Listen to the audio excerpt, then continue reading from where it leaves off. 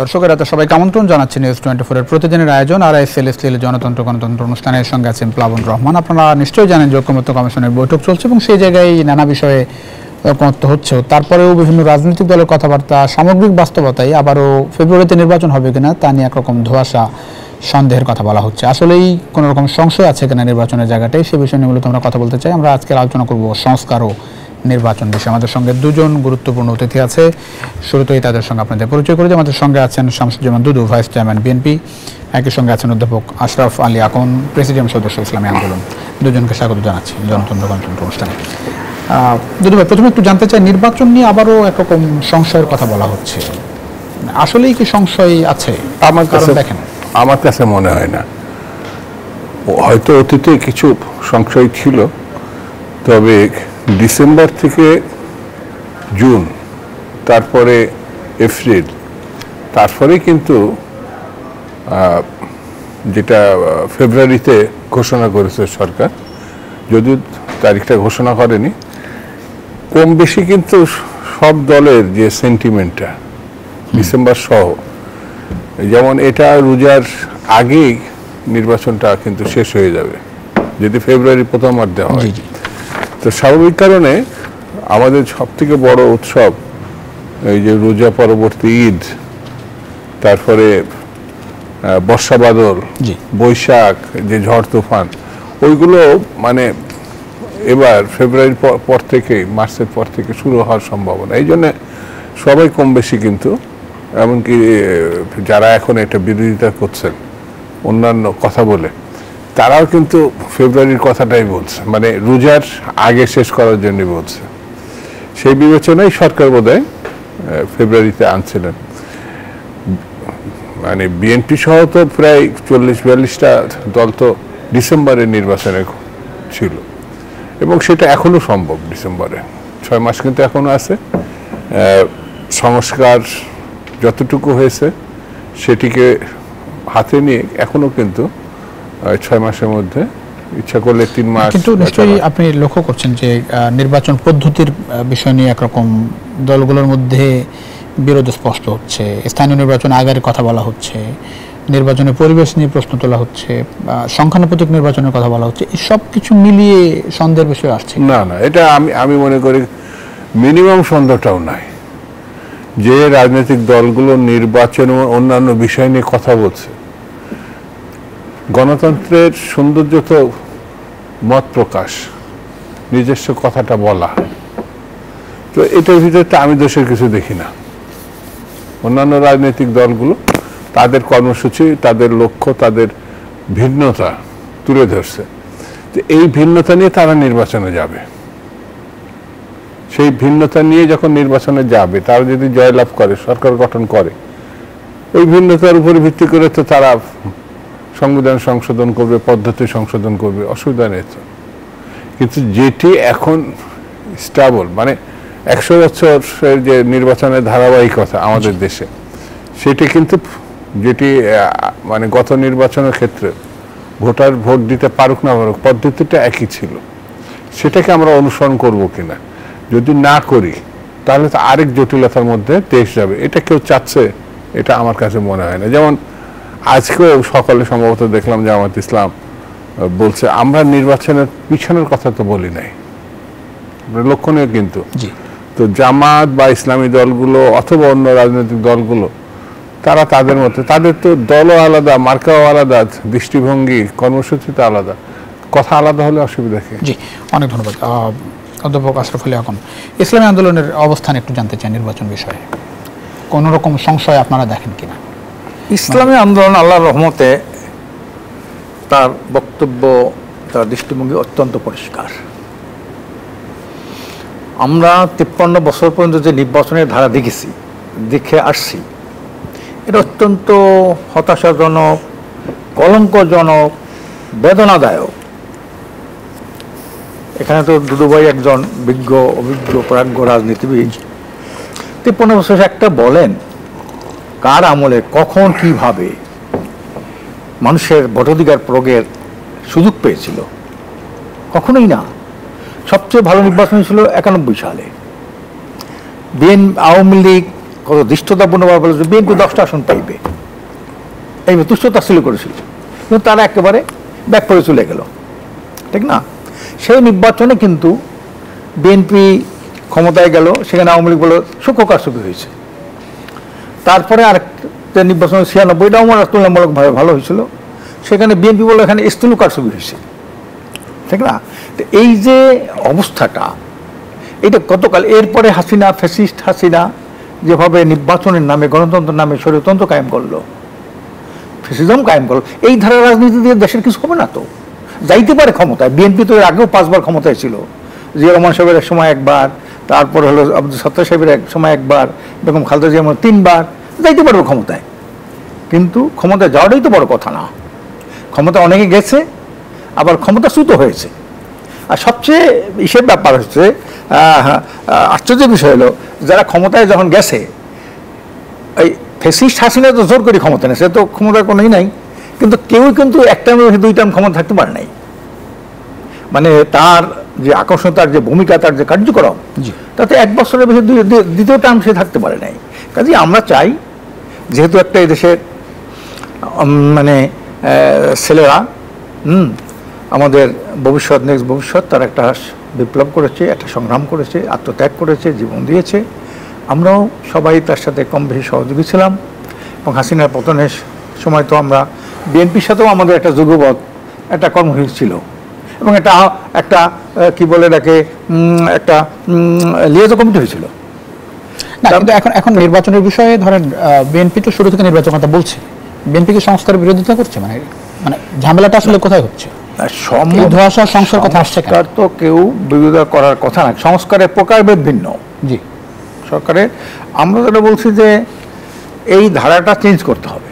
দীর্ঘদিনে যে ধারা দিয়ে জনগণ তার ভোটাধিকার প্রয়োগ করতে পারে নাই, মৌলিক অধিকার প্রতিষ্ঠিত হয় নাই, এই ধারাটা চেঞ্জ করতে হবে। এখন কি বাধা আছে? সেই, হ্যাঁ, সেটাও তো বাধা আছে। কি ধরনের বাধা আছে? এই সরকার কত দূর সুষ্ঠু নির্বাচন করতে পারবে কথা বলে, এবং তাকে অনেকেই তার করতেছে না, তার কথা মানতেছে না। বিভিন্ন জায়গায় মব, ওই যে কি বলে, হ্যাঁ, চলছে, মব চলছে। এভাবে এই সরকারের তো কোনো নিয়ন্ত্রণ নাই। তাহলে কি উপায় কি? মানে এই সরকার না পারলে কারা পারবে? এখন এটা সম্মিলিতভাবে সকল রাজনৈতিক দল যদি একটা পর্যায়ে আসে যে আমরা একটা সুষ্ঠু নির্বাচন চাই, চাচ্ছে না কেউ? এইটা না চায়, কিন্তু এক একজন এক এক দলই চায়। যেমন আমরা যে ধারা এখন চলছে বাংলাদেশে, 53 বছরের যে ধারাটা, এটা তো কোনো কল্যাণকর কোনো ধারা না। এই জন্য নূতন একটা ধারার চেষ্টা চলছে, বক্তব্য আসছে, মানুষজনে গ্রহণ করতেছে, বিভিন্ন শিক্ষাবিদ, বুদ্ধিজীবীরা নিয়ে আলোচনা, সেটা পিয়ার পদ্ধতি। সারা দুনিয়ার মধ্যে 91টা দেশে পিয়ার আছে, এবং সেই দেশের রাজনৈতিক স্থিতিশীলতা, তারপরে উন্নতি, এটা কিন্তু আমার সাথে অনেক বেটার। কাজে এই জন্যে বিএনপি অনেক নেতাদের সাথে আমার কথা হয়, তো এই পিয়ার পদ্ধতি আর আসন ভিত্তিক যে নির্বাচনটা, এইটা একটা আলোচনার দাবি রাখে না। কিন্তু বাংলাদেশের যে ধরেন আমাদের যে মানে কি বলবো, এটার মতবিরোধের জায়গা, আমাদের যে গণতান্ত্রিক চর্চা এবং সংসদের যে, আপনি বিগত সংসদগুলো যদি দেখেন, আমরা তো ধরেন একজন আরেকজনের সাথে দেখা দেখি না, একজন আরেকজনকে সহ্যই করতে পারে না বিষয়টা এরকম, একজন একটা কথা বলে আর একটা বাগড়া দেওয়ার বিষয়, সেই জায়গায় সরকার টিকবে? মানে কোন সরকার টিকবে বলে মনে হয় আপনার? না, এটা তো 50% ভোট পেয়ে কেউ সংসদে যাইতে পারবে? সংসদ গঠন করতে পারবে? এটা তো 50% ভোট কেউ পায় নাই, তাহলে কিন্তু এইটা উপর ডিপেন্ডেন্ট হতে হবে। এটা কিন্তু হাসিনা, শেখ হাসিনা এটা নিয়ে গেছে ডাকাতি করে, ভিন্ন জিনিস, কিন্তু 50% ভোট কেউ পায় নাই, যা পাইছে বাস্তবতাও নাই। সবচেয়ে হয়েছে কি জানেন, সবচেয়ে দুঃখজনক হলো 2008 সালে বিএনপি ভোটের পার্সেন্ট হলো 32.2, অথচ আসন পেল 10%। 32% যদি পিয়ার হইতো, তারপরে মনে করেন 67 আসন পায়। তারপরেও তো বিএনপি কোনো সময় পিয়ারের কথা বলে নাই। না, বিএনপি বলে নাই, কিন্তু কেউ কেউ যারা রাজনীতি, বিএনপির সাথে তো আরো অনেকে রাজনীতি দল আছে যারা বিএনপির সাথে একসময় যৌথ আন্দোলন করছেন, হ্যাঁ, জোট করেছেন, তারাও তো অনেকে, মনে করেন জামাত ইসলামী, এনসিপি, তারপরে ইসলামী আন্দোলন বাংলাদেশ, তারপরে বিপিনুর থেকে শুরু ইসলামী দল, এমনকি বামপন্থী, তারাও কিন্তু সবাই পিয়ার চায়। এটা কি চায়? আপনাকে মনে হয় যে এরা কি ধরেন সংসদে যাইতে পারতেছে না এই পদ্ধতির কারণে? তারা না, পিয়ার হইলে কয়েকটা আসন পেয়ে তারা যেতে পারে। সংসদে তো যাবে, এটা হলো শতভাগ জনমতের প্রতিফলন ঘটে। কারণ উনি ভোট পেলেন 91, আমি পেলাম 49, তো 91 ভাগ উনি তো সংসদে গেলেন 91% ভোট নিয়ে, আমি যে 49% ভোট, এটা পচা গেল। আপনাকে ভোট দিয়ে লাভ কি? আপনার ভোট তো পচা যাবে মানে কি 49-51 হয়ে গেল। স্বতন্ত্র কোনো অপশন থাকবে? স্বতন্ত্র না, পিয়ারে তো স্বতন্ত্র আসনের স্কোপ নাই। এটা হবে মানুষ ভোট দেবে। আমরা অটোক্রেসির কথা বলছি, হ্যাঁ, মানুষ ভোট দেবে, অটোক্রেসির কথা বলছি। আমরা মানে অনেক সময় মার্কা নিয়েও কথা বলি যে মানুষ মার্কাকে ভোট দিচ্ছে, এখনো তাই হয়। কিন্তু ধরেন পিআর হলে যেটা হয় যে আমি তো দলকে ভোট দিলাম, কে আমার এখানে সংসদ সদস্য হবে সেটাকে আমি জানতে পারবো, মানে কি আমার প্রতিনিধি? না, এটা একটা হলো দলের উপর ডিপেন্ড করবে। পিআর মানুষের চাওয়ার কোনো বিষয় নাই। 151টা কি 154.91টা দেশে আসছে এই পিআর পদ্ধতি আছে। সেখানে কিন্তু কয়েক প্রকারের পিআর আছে। একটা হলো তাদের গণতন্ত্রের যে ওপেন যে অবস্থা, আমাদের গণতান্ত্রিক যে বাস্তবতা, সেটা আমি বলছি না। সেই গণতান্ত্রিক অবস্থাকে পৌঁছানোর জন্যই আমরা এই সিস্টেমটা দাবি করছি আর কি। সেখানে মনে করেন একটা হলো যে আমি 300 আসনের প্রার্থীর তালিকা দিয়ে দেবো, উনি 300 আসনের প্রার্থীর তালিকা দেবে, জামাত ইসলাম 300 আসনের প্রার্থীর তালিকা দেবে। তালিকার মধ্যে তাদের বায়োডাটা সহ দেখবে যে এই লোকগুলা সৎ না, যোগ্য না, কালো টাকার মালিক না, দুর্নীতিবাজ, এগুলো দেখে দেখে কিন্তু মানুষ ভোট দেবে। যদি দেখা যায় যে না, উনি আমার দল বা অন্য একটা দল, হ্যাঁ, যারা যোগ্য না, অযোগ্য বা একটু কি ডিফল্টার, তাদেরকে তো আমি ঢুকে পাবলিক আমার ভোট দেবে না। এই জন্য 300 আসনের প্রার্থী দেওয়া লাগবে। আমি যদি 300 আসনের মধ্যে 50% ভোট পাই, 45 জন, এই 45 জন কিন্তু 1 থেকে 45 পর্যন্ত এই যাবে। আরেকটা সুবিধা হলো এখানে কিন্তু কোনো উপনির্বাচনের ব্যাপার নাই। আপনি 45 জন লোকটা যদি মারা যায় 25 নম্বর, তার 46 মধ্যে সে ওই 45 এসে হয়। তো এই জন্য আবার একটা মনে করেন একটা উপনির্বাচন আবার কত ঝামেলা করতে হয়। কাজে এই জন্যে নির্বাচনে এটা চাচ্ছেন নাকি এটা আলোচনার জন্য? এই নির্বাচনে সম্ভব কোনটা? এই যে পিআর, হ্যাঁ, এই আলোচনার জন্য, এই নির্বাচনে সম্ভব। উচ্চ কক্ষের কথা বলছেন নাকি সরাসরি ভোট? উচ্চ কক্ষ, উচ্চ কক্ষ তো নূতন আমদানি, এটা তো আর পুরান ছিল না, কখনোই ছিল না উচ্চ কক্ষ। আর উচ্চ কক্ষ আমাদের একটা ছোট্ট দেশে, এই দেশে আবার উচ্চ কক্ষ প্রয়োজন, এটা আমরা ওখানে বলেছি যে উচ্চ কক্ষের তো এখানে প্রয়োজন নাই। এমনিই তো 300 আসনের যে তাদের যে চাহিদা, তাদের যে খরচ, তাদের প্রতি আবার একটা উচ্চ কক্ষ, এটা আরেক ঝামেলা। কাজে এখন এইটা অন্য আনছেন, যাই হোক করুক। কিন্তু আমরা বলছি যে এখানে কত সহজ সমীকরণ দেখেন। আমি ভোট পাইলাম 10% সাপোজ, কিন্তু আমার একজন এমপিও পার্লামেন্টে যাইতে পারলো না। এখন ওনারা বলতেছে কি, এই ঐক্যমত্য কমিশন কি একটা নূতন একটা আপনার একটা ধারণা নিয়ে আসছে। আর এরা তো বিভিন্ন মুখী, যেমন ডক্টর আলী রিয়াজ, উনি এমপিকে লেখাপড়া করছে, ওই একটা ধারণা আছে সিনেট, উচ্চকক্ষ।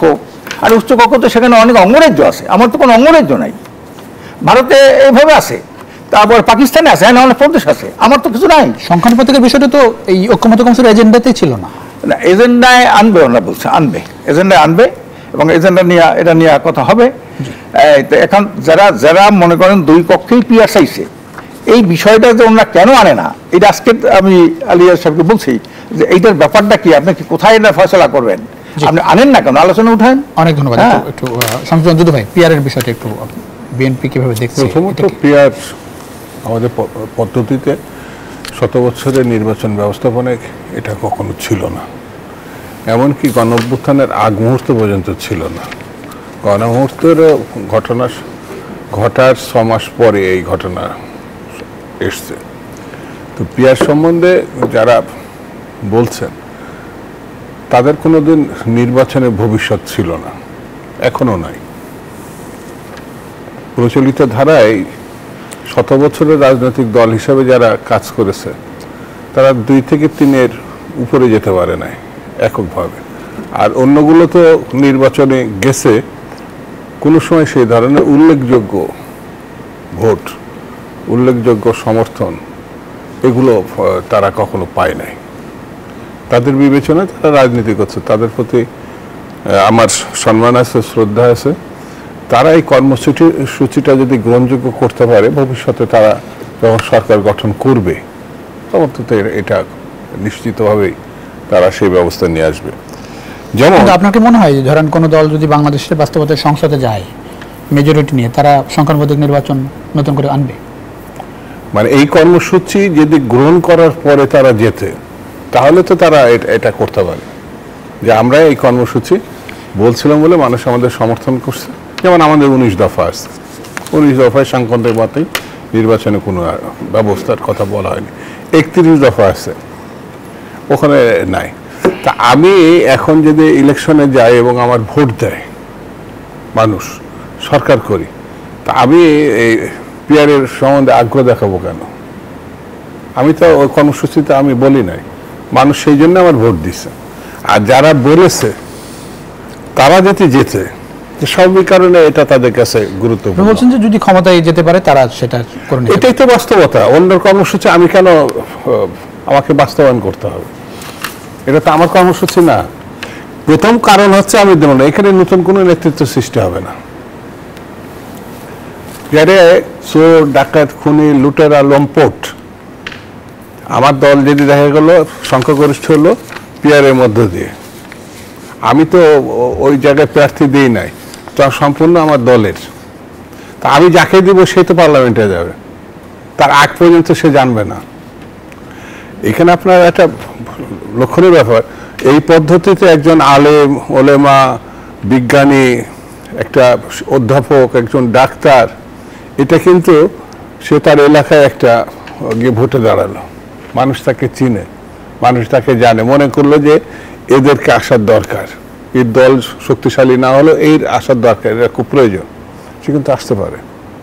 কিন্তু এই বিবেচনায় একটা অনিশ্চিত ভবিষ্যৎ। দুই হচ্ছে স্বতন্ত্র, অনেক মানুষ আছে কোনো রাজনৈতিক দল করে না, কিন্তু সমাজের বিশিষ্ট ব্যক্তিত্ব, তারা এই স্বতন্ত্রে আসতে পারে। দুই নম্বর হচ্ছে এটা এতটাই অনিশ্চয়তাপূর্ণ, ওই যে 51% ভোট না পেলে কিন্তু এই প্রচলিত ধারা আপনি সংখ্যাগরিষ্ঠ না, 151 না হলে কিন্তু আপনি সরকার গঠন করতে পারবেন না, অন্যের উপর ডিপেন্ডেন্ট হয়ে যেতে হবে। অবশ্যই না, তিন দল মিলিয়ে অবশ্যই তখন ফ্রন্ট করতে হবে। আর এটা নীতিগতভাবেই পদ্ধতিটা এমন, আপনার কাউন্ট হলো 51 একজনের, 49 কাউন্ট হয়েছে, ঠিক আছে? তো দেখা গেল যে কেউই সংখ্যাগরিষ্ঠতা পাবে না, যেটা নেপালে হয়েছে। এটা সকাল বিকালে সরকার পরিবর্তন, সংবিধানে তো হাতে দিতে পারবে না, উন্নয়ন ডেভেলপমেন্টও দিতে পারে না। অধিকাংশ জায়গায় এই পিয়ার পদ্ধতি যেখানে আছে সেখানে ডেভেলপ এবং এগিয়ে যাওয়া সরকার মানে খুব শক্তিশালী সরকার হবে না, কোনোদিনই হবে না। জি, একটা বিরতির পর ফিরছি, বক্তব্য পরিষ্কার। দর্শক, ছোট্ট একটা বিরতির সময় হয়েছে। ফিলিস্তিনি জনতন্ত্র গণতন্ত্র কিছুক্ষণের মধ্যে ফিরছি, আশা করি সঙ্গে পাচ্ছি বিরতির পর। দর্শক, আবার স্বাগত ফিলিস্তিনি জনতন্ত্র গণতন্ত্রের সঙ্গে আছেন প্লাবন রহমান। কথা বলছিলাম নির্বাচন সংস্কার প্রসঙ্গে। আমাদের সঙ্গে আছেন শামসুজ্জামান দুদু, ভাইস চেয়ারম্যান বিএনপি, আছেন অধ্যাপক আশরাফ আলী আকন, প্রেসিডেন্ট সদস্য ইসলামী আন্দোলন। অধ্যাপক আশরাফ আলী, এখন যেটি জানতে চাচ্ছিলাম, ধরেন ঐক্যমতের যে বাস্তবতা দেখছেন, বিএনপি তো গতকালকে একরকম খতিয়ান দিয়েছে, তারা আসলে কোনগুলোতে অপোজ করেছে, কোনগুলোতে একমত হয়েছে। অগ্রগতি প্রসঙ্গে একটু আপনার পর্যবেক্ষণ জানতে চাই ঐক্যমত্য কমিশনে। কিছু কিছু বিষয়ে ঐক্যমত্য হচ্ছে, অধিকাংশ হচ্ছে না। অধিকাংশ হচ্ছে না, হ্যাঁ, এটা নিয়ে আরও চলবে। এবং মৌলিক যে বিষয়টা, ওনারা ওইভাবে ভূমিকা পালন করছে না। মৌলিক বিষয় বলতে কোন মৌলিক বিষয় ওনারা বললেন যে আপার হাউস যেটা থাকবে সেখানে ভোটের আনুপাতিক হারে পিআর পদ্ধতির মাধ্যমে ওই সদস্য ওখানে দল মনোনয়ন দেবে। আপার হাউসের সংখ্যানুপাতিক, হ্যাঁ, আপার হাউসের ভোট তো ভোটের পার্সেন্টেজ হিসাবে, ভোট তো লোয়ার হাউসের ভোটের পার্সেন্টেজটাই তো আপার হাউস। আপার হাউসে কোনো ভোট নাই। আর নারী আসনও কিন্তু ওই আনুপাতিক হারেই দেবে। এই বিষয়টা নিয়েই এযাবৎ খুব যুক্তি তর্ক পক্ষে অনেক চলছে। আমি বললাম যে আমি লোয়ার হাউসের অনুপাত যদি হয়, এটা কিসের ভিত্তিতে অনুপাত? ভোটের পার্সেন্টেজ না পার্লামেন্ট মেম্বারদের অনুপাত, কোনটা? এটা সঠিক জবাব নাই। দ্বিতীয় নম্বর যেটা হলো যে আমি ভোট পাইলাম 10% মনে করেন, কিন্তু আসন একটাও পাইলাম না। আসন তৈরি করা লাগবে তো, ভোট 20,000 30,000 ভোট পাইলে হইলো 10% হইলো, কিন্তু নিচে কোনো আসন নাই। তো ওই যে পাইলাম 10%টা আমি আপার হাউসে কি শেষ ভিত্তিতে দেবো? আমার তো মেম্বার নাই লোয়ার হাউসে। এই জায়গাটা কিন্তু অস্পষ্ট। তারপরে নারী 100, প্রথম ছিল 100 সংরক্ষিত। জামাত কি আপার হাউসের সংখ্যানুপাতিক, মানে আপার হাউসে কি ভোটের পার্সেন্টেজের সদস্য চাই? আমরা তো লোয়ার হাউস আপার হাউস দুইটাই চাই। ওকে, সেইখানে চাই যে এখানে হয় কি, যদি আপনি লোয়ার হাউসে 10% ভোট পান, 30 জন এমপি আপনি লোয়ার হাউস দিতে পারেন, 10 জন এমপি আপার হাউস দিতে পারেন, 10 জন নারী এমপি যেতে পারেন ওই পার্সেন্টেজ অনুযায়ী। যেটি দুধভাই বলছিল, বিএনপি যেটি বলছে যে একটা দুর্বল সরকার হবে এবং সরকারকে পদে পদে বাধাগ্রস্ত হতে হবে, সরকার টেকাই কঠিন। দুর্বল না থাকলে তো সে স্বৈরাচার হয়ে যায়। এই বিগত দিনে কি হচ্ছে, কত দুর্বল হবে না কত কিছু দুর্বল। এই যে মনে করেন মোদি, এইবার কিন্তু তার কোয়ালিশন সরকার, আগে ছিল একক সরকার। একক সরকারের উপরে যেভাবে জনগণের দমন নিপীড়ন চালাইছে মোদি, এখন তো চালাইতে পারে না এটা। এখন নীতিশ কুমার আর ওই যে আরেকজন, এরা কিন্তু এইটা চালাইতে পারে না। মানুষ কখন ফেসিস্ট হয়? ভারতেও ধরেন যে গণতন্ত্রটুকু আছে, আমাদেরকে ততটুকু আছে বলে মনে না, হয়? ভারতের গণতন্ত্রকে গণতন্ত্র বলা যায় না, বলা যায় না। না। ভারতের নির্বাচন নিয়ে কোনো প্রশ্ন আছে? হ্যাঁ, ভারতের নির্বাচন নিয়ে কোনো প্রশ্ন আছে? হ্যাঁ, প্রশ্ন আছে না। মেনে নেয়ার, ওখানে মেনে মুসলমানরা সংখ্যালঘুরা ঠিকমতো ভোট দিতে পারে না, প্রার্থী দাঁড়াইতে পারে না। নির্বাচন যেটা হয় সেই নির্বাচন নিয়ে কি দলগুলো প্রশ্ন তোলে? অনেকেই তো তোলে, অনেকেই তো তোলে। এই যে পশ্চিমবঙ্গের নির্বাচন নিয়ে বিজেপি প্রশ্ন তোলে না, বিতর্ক হয় না পশ্চিমবঙ্গের নির্বাচন নিয়ে? ম্যাসিভ আকারে চোখে পড়ে না, কারণ ভারতে তো আলটিমেটলি আমরা মানে এক দল আরেক দল, ভারত কোনো মডেল না, ভারত কোনো আবার আইডিওলজি। ওয়েস্টমিনিস্টার আমি আমাদের দেশে আপনি তো বলছিলেন যে 91 সালে নির্বাচন নিয়ে ধরেন সূক্ষ্ম কারচুপির কথা আসছে, 96 সালে স্থূল কারচুপি, প্রত্যেক নির্বাচন নিয়ে প্রশ্ন উঠেছে। ভারতের প্রত্যেকটা নির্বাচনে দেখা যায় যে আমরা একটু মেনে নেওয়ার প্রবণতা আমরা দেখি। মেনে না, ওটা আমার মডেল। এখনো ধরেন ঐক্যমতের যে জায়গাটা, এখন ঐক্যমত কমিশন, এই যে ধরেন এ যাবৎ বাংলাদেশে তো এইভাবে আলোচনা হয় নাই, দলগুলো যে একসাথে বসে আলোচনা করছে, এই ক্রেডিটও তো আমরা দেখছি। এইটাই তো সংস্কার, এটাও তো একটা সংস্কার। আগে তো এর ভয় নাই, যে যখন ক্ষমতায় গেছে তার ইচ্ছা অনুযায়ী সে সংবিধান কাটছাট করছে।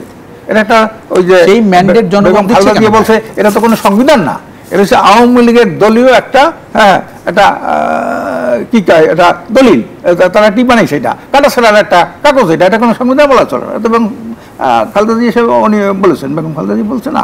তো এখন হলো এই দেশের ফেসিবারটা কি? আমি এনি হাউ যেভাবে হোক আমি ক্ষমতায় যাব, ক্ষমতায় যাওয়ার পরে সমস্ত দেশের নিয়ন্ত্রণটা আমরা নেব। লুটপাট থেকে শুরু করে চুরি ডাকাতি, টাকা পাচার থেকে শুরু করে খুন গুম, এগুলো সব আমি করব। আমি যেহেতু আমাকে, কিন্তু ওনার ভোট আছে 25%, একজনের 25%, একজনের 24%, একজনের 20%, একজনের 18%। ওই 25%, 75% মানুষ কিন্তু ওনার বিরুদ্ধে। 25% পাই উনি দেখেন রাজা, রাজা শুধু না মহারাজা। এই জায়গাটা মানুষ দীর্ঘদিন, আমরা 53 বছর দেখছি। 53 বছরের রাজনীতি মানে কি? 53 বছরের রাজনীতি একটা কলঙ্কের রাজনীতি, একটা ধ্বংসের রাজনীতি, আধিপত্যবাদ এবং সাম্রাজ্যবাদের দালালির রাজনীতি, টাকা পয়সার রাজনীতি, দুর্নীতির রাজনীতি। আর দেশটা 5 বার বিশ্ব চ্যাম্পিয়নের দুর্নীতিতে এসে কলঙ্কের কি থাকে বলেন? এত মসজিদ, এত মাদ্রাসা, এত খানকা, এত আলেম ওলামা পীর মাশায়েখ বুজুর্গ, হ্যাঁ, সেইখানে 5 বার বিশ্ব দুর্নীতির চ্যাম্পিয়ন হওয়া মানে কি? এটা আমার কলঙ্ক না? এটা দেখার জন্য কলঙ্ক না? আজকে 28 লক্ষ কোটি টাকা হাসিনা পাচার করে, 28 লক্ষ কোটি টাকা, মানে মনে করেন প্রায় 5 বার বাজেট ঘোষণার টাকা সে পাচার করে দিল। একটা পিয়ন সে 400 কোটি টাকার মালিক হয়। এর নাম ক্ষমতা, এর নাম নির্বাচন, এর নাম সংসদীয় সরকার।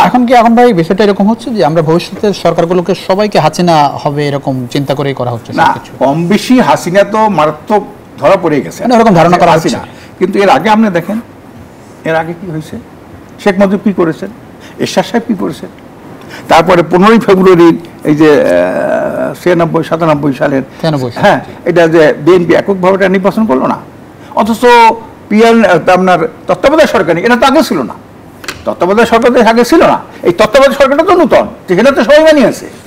একটা নূতন মানিয়েছে কেন? এটা একটা কল্যাণকর, এটা একটা ভালো, তুলনামূলকভাবে ভালো, এই জন্য তত্ত্বাবধায়ক সরকার মানছে না।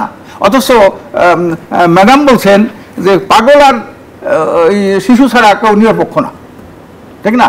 আবার দেখেন, দুইজনে আপনার সংসদীয় পদ্ধতি সরকার করলো। এই সংসদীয় পদ্ধতি সরকারটা হচ্ছে শেখ মুজিবের প্রেসিডেন্ট পদ্ধতি সরকার, সেখান থেকে জিয়া রহমানের প্রেসিডেন্ট পদ্ধতি সরকার। কিন্তু সেইখানে দুইজনে একত্রিত হয়ে যায়, যে একজন একজনের মুখ দেখে না। শেখ হাসিনা এবং বেগম খালেদা জিয়া দুইজনে একত্রিত হয়ে বলছে না, আমরা এবার সংসদীয় করি। এটা তো নূতন, এটা হচ্ছে সংসদীয় পদ্ধতি সরকার ছিল না কখনো। ওই শেখ মুজিব আইসা ওই আগে উনি তখন জেলে বানিয়ে রাখছিল, এটা ওনাকে প্রধানমন্ত্রী এতে পাওয়ার পুরো এক্সারসাইজ করা যায় না, এই জন্য প্রেসিডেন্ট, আজীবন প্রেসিডেন্ট, এই জন্য তো বাকশাল, ঠিক না? তাহলে এই যে নিজের স্বার্থ যখন হয় তখন সংবিধান পরিবর্তনের কোনো সমস্যা হয় না। এখন যেটা হচ্ছে, এখনো কি যার যার স্বার্থ সে দেখছে কিনা? এইটাই তো এদেশের রাজনীতি দেখছেন। আপনি বলছেন আপনি সংসদে যেতে পারবেন, এটা মাত্র 10% আপনি যেতে পারছেন না। আমি একটা কথা বলি, এখানে হইলো দেখতে হবে জনগণের মতামতটা প্রতিফলনটা কিভাবে হয়। আমি যাইতে পারি না পারি, এতে কিছু আসে যায় না। ক্ষমতায় আমি কি করবো? চুরি করবে, দুর্নীতি করবে, এরশাদ শিকদার হইবে, হ্যাঁ, ওই সরে না হইবে ইসের আপনি কেন করেন? দুর্নীতি আর রাজনীতি একসাথে চলে, এটা মানেই কি? এখন আমরা কি সারা দেশে দেখতে পাই কি বলেন আপনি? জি, এটা একটা দুঃখজনক না? অনেক ধন্যবাদ। আসবো আপনার কাছে আবারও। শামসুজ্জামান দুদু, দুদু ভাই, তাহলে কি শেষ পর্যন্ত আটকে যাচ্ছে কোথায় বলে মনে হয় ঐক্যমতের জায়গাটায়? যদিও বিএনপি গতকাল বলেছে যে অনেক জায়গায় অগ্রগতি, 70 অনুচ্ছেদ অগ্রগতি আছে, তত্ত্বাবধায়কে সবাই একমত হয়েছে, জীবদ্দশায় 10 বছর একমত হয়েছে, এনসিসির জায়গাটায় বিরোধিতা আছে। আজকে বলছে এনসিসির জায়গাটা বেশিরভাগ দল অপোজ করছে, আজকের আল্লাহ সাহেব বলছে। বিএনপি তো বলছে অনেক অগ্রগতি, তারপরেও মানে পারসেপশন এরকম যে আসলে কিছু আটকায় নেই। আমার বিবেচনায় ফেব্রুয়ারিতে ইলেকশন, সরকারকে নির্দেশনা থাকতে হবে নির্বাচন কমিশনের প্রতি যে নির্বাচনে উদ্যোগ তাদের নিতে হবে।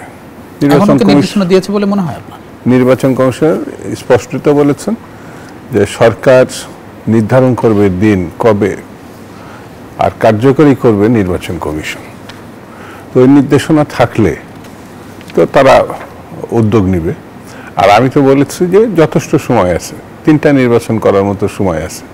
90 দিনের ভিতরে ইলেকশন করতে হবে। সাংবিধানিক এখন যে সংবিধান আছে তার নির্দেশনা হচ্ছে আপনাকে একটি সরকারের অনুপস্থিতিতে আরেকটি সরকার আপনাকে 3 মাসের মধ্যে করতে হবে, 90 দিনের মধ্যে।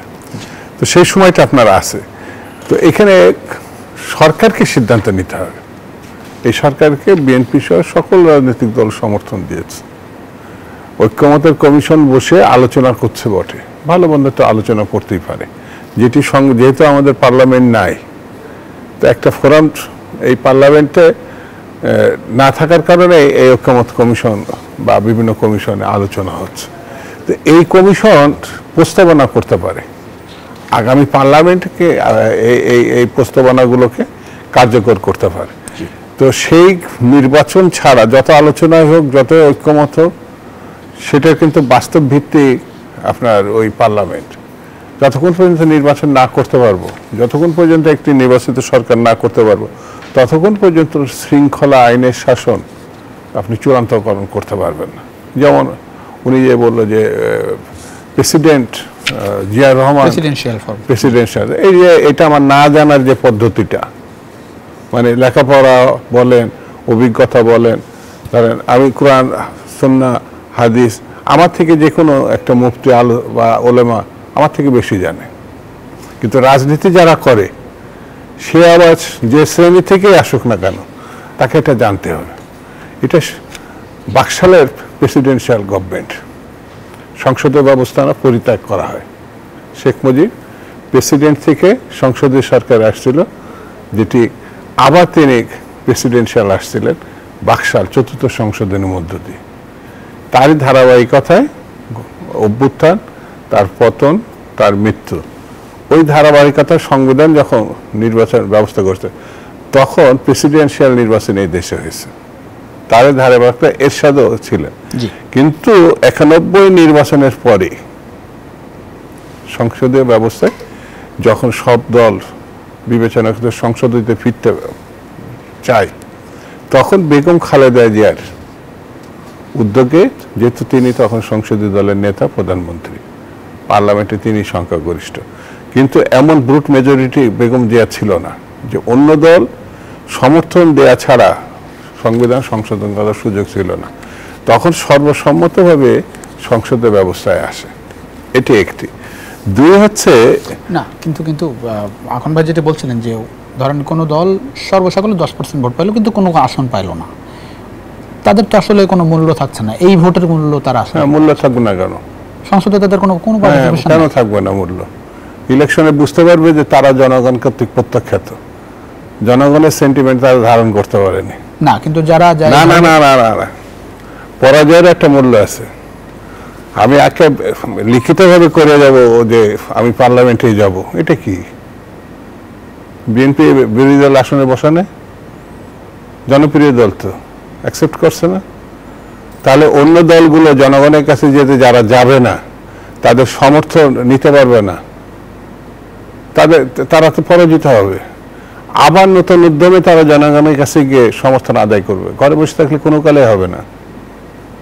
সেই জন্যে এই প্রচলিত ধারার রাজনীতিতেও, এই যেমন এই দেশের কমিউনিস্ট পার্টির ম্যাক্সিমাম যারা সংসদীয় রাজনীতিতে, ভোটের রাজনীতিতে খুব অ্যাকসেপ্ট করে না, ঠিক তেমনি আবার ইসলামপন্থী যে সব দলগুলো আছে তারা একটা সুনির্দিষ্ট সময়ে গিয়ে তারা রাজনীতি করে, এটা আমার ব্যক্তিগত বিশ্লেষণ। না হলে পরে এই দেশে সব থেকে ধর্মভীরুর সংখ্যা 80%, তাহলে তারা ভোট পাচ্ছে না কেন? এই বিশ্লেষণ, যেমন ইসলামিক রিপাবলিক অফ পাকিস্তান, জামাত ইসলাম সেখানেও ভোট পায়নি, ইসলামিক রিপাবলিক তো পাকিস্তান, সেখানেও পায় নাই। আমার প্রশ্ন হচ্ছে যে কোনো কারণে হোক এই অংশটা মানুষের সমর্থন পাচ্ছে না। এই অংশটা যখন পাচ্ছে না, দিনের পর দিন ওই প্রচলিত ধারায় তারা আছে, নতুন সেন্টিমেন্টটা বোঝা যায়। যেমন আমার এই ভাই যেটা বললেন যে 53 বছর ধরে, 53 বছর একই রাজনীতি তো হয় নাই।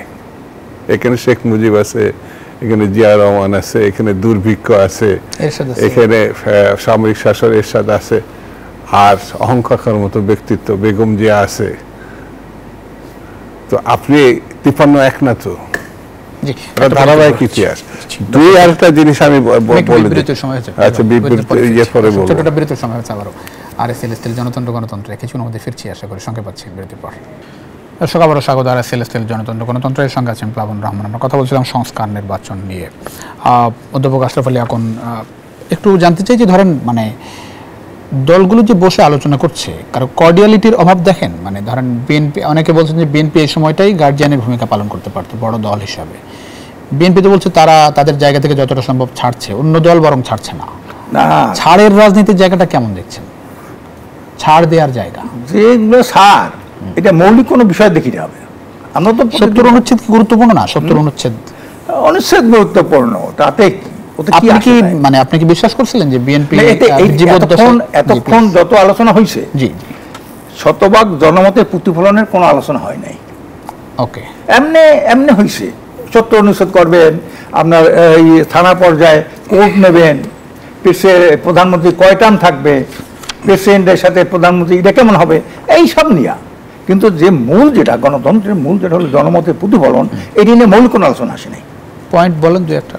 না, পয়েন্ট বলেন এই যে 3 জন সিইসিকে মামলা হয়েছেন তার বিরুদ্ধে, মামলা হইল না? এই মামলার যে 3 জনের বিরুদ্ধে হইল, যখন বিএনপি 15 ফেব্রুয়ারি একক নির্বাচন করলো, সেই সিইসি দেওয়া লাগে না? বলেন এটা, সেটাও তো দেওয়া লাগে। প্রত্যেকটাই তো মামলা হইতে হবে, তো মামলা করে না। না, মামলা তো এটা ভিন্ন, এটা তো বিএনপির মামলাতেই এই তিন মামলা করলো, তারপরে এগুলো মামলা হবে, এগুলো মামলা হবে। এই মামলা যদি হয়, আওয়ামী লীগের 3 জন সিএসি বিরুদ্ধে মামলা হইল, তা আওয়ামী লীগের এই নির্বাচনটা কি হইল? অকার্যকর হয়ে গেল, ঠিক না? তা বিএনপি যে 15 ফেব্রুয়ারি নির্বাচনটা করলো এককভাবে, কোনো দল করে নাই। আমাদের মহাসচিবের আপনার জাল দিয়ে তারা উদ্যোগ করায় সিলেকশনে যাওয়ার জন্য, এটা আমরা জানি না? 1996 কথা বলছেন? হ্যাঁ, ওই যে 15 ফেব্রুয়ারি যেটা হয়েছিল 6 মাসের জন্য।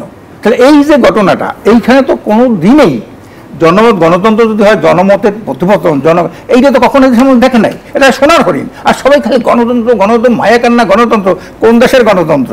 যেখানে ওয়েস্টমিনিস্টারের কথা বলে অনেকে, 50 বছর আগেও তো সেখানে মহিলাদের ভোট ছিল না, 50 বছর আগেও তো কৃষ্ণাঙ্গদের ভোট ছিল না, ওয়েস্টমিনিস্টার। আর কি এই যে ধারাবাহিক যে নির্বাচনটা আসন ভিত্তিক, এইটা হলো ব্রিটিশ পদ্ধতি। ব্রিটিশরা এই দেশে, মানে আপনারা এই সংখ্যানুপাতিক জায়গাটাই আটকে আছে, তাই তো? এটা একটা বড় এইটা না, সংখ্যানুপাতিক না, এটা কি নির্বাচনের জন্য একটা জনমতের শতভাগ প্রতিফলন ঘটে না। ভাই, এটাই কি এখন নির্বাচনের জন্য একটা বড় বাধা মনে হচ্ছে? আমার কাছে বাধা যদি সত্যজিৎ উপলব্ধি করতে পারে, সবাই উপলব্ধি করতে পারে। আজকে টার্কির মতো দেশ, না আমরা শেষ করব, আমি এই দেশে টার্কির মতো দেশ, ব্রাজিলের মতো দেশ, সাউথ আফ্রিকার মতো দেশ, তারা যদি প্লেয়ার থাকে, আমরা কি তার চেয়ে বেশি উন্নত রাষ্ট্র হয়ে গেছে? এই আলাপ এখন শুরু হয়েছে নিশ্চয়ই, সামনে এখন আছে। কাজে এই জিনিসটা কেন আমি জনমতকে আমি গুরুত্ব দেবো না? একমত হইতে হবে তো, একমত না হলে কি হবে? অধিকাংশ প্রতিনিধিত্বশীল দলগুলি এখন ওনারা যদি মনে করে ওনারা 2/3 ভোট পাই যাবে আগামীতে পার্লামেন্টে, এই চিন্তা যদি থাকে ওনারা, তখন ওনার হিসাবে, আমাদের হিসাবে যা বলে তাতে এইটা পাওয়ার কোনো ওনার সম্ভাবনা নাই। প্রতিনিধিত্বশীল দলগুলি মনে করেন জামাত ইসলামী, এনসিপি, অনেক ধন্যবাদ, ইসলামী আন্দোলন, তারপরে নুরু, শেষ করতে হবে। আমরা সবাই 1 মিনিট পাবো আমরা, প্লিজ। দুদু ভাই, সামনে পথটুকু কতটা সহজ নির্বাচনের আগে? যে মতের অমিল, ভিন্ন মত দেখছেন? কোনো অমিল নাই। 15 ফেব্রুয়ারির যে নির্বাচন, ওই পার্লামেন্ট 2 মাস পার্লামেন্ট ছিল। 15 দিন 15 দিনের পার্লামেন্ট। না না না না, বোধহয় ভুল হচ্ছে, 15 দিন, 1 মাসের মতো হবে সব মিলাই, শপথ টপথ এটা ওটা নিয়ে। ওই পার্লামেন্টে আমি ওই একটা মাত্র পার্লামেন্ট যেখানে আনুষ্ঠানিক ঘোষণা দিয়ে সংবিধান সংশোধন কেয়ারটেকার যাওয়ার, ওই পার্লামেন্টে কিন্তু বিএনপি ছাড়া অন্যরা ইলেকশন করে নাই। বিএনপি স্বাভাবিক নিয়মে ভোট মেজরিটি পাইছিল এবং সংবিধান সংশোধন করা তার রাইট ছিল।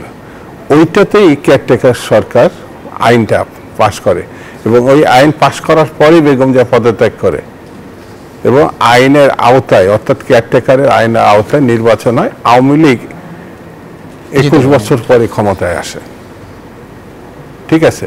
তো ওই আইনটা সবাই গ্রহণ করছে পরবর্তীতে, কিন্তু পার্লামেন্টে গ্রহণ করেনি। This is Bangladesh. সব থেকে খারাপ পার্লামেন্ট হিসাবে 15 ফেব্রুয়ারি আমার বিশ্লেষণে মনে না, হয়েছে। একটা বিষয় তো বিএনপি তো আঁকড়ে ধরে থাকতে চায় নাই, থাকে নাই, হ্যাঁ, আর তো কিন্তু চেষ্টা করে না, আপনার পতন ঘটাইছিল। জি, অনেক ধন্যবাদ। এটা আমার কাছে মনে হয়েছে। যে গণতন্ত্র নির্ধারণ করলে সংখ্যাগরিষ্ঠের মতকে গ্রহণ করতে হবে আপনাকে, এছাড়া গণতন্ত্রে ফিরার আর কোনো ব্যাপার না, সেটা হচ্ছে নির্বাচন। জি, বক্তব্য পরিষ্কার, অনেক ধন্যবাদ। অধ্যাপক আশরাফ আলী আকন্দ দুজনকে অসংখ্য ধন্যবাদ রাতে আপনাদের মূল্যবান সময় দেওয়ার জন্য। দর্শক, এই ছিল আজকের জনতন্ত্র গণতন্ত্র RICL জনতন্ত্র গণতন্ত্র। দেখাবো নিশ্চয়ই অন্য সময়। সে পর্যন্ত ভালো থাকবেন সবাই, আশা করি নিউজ 24 সঙ্গে থাকবেন।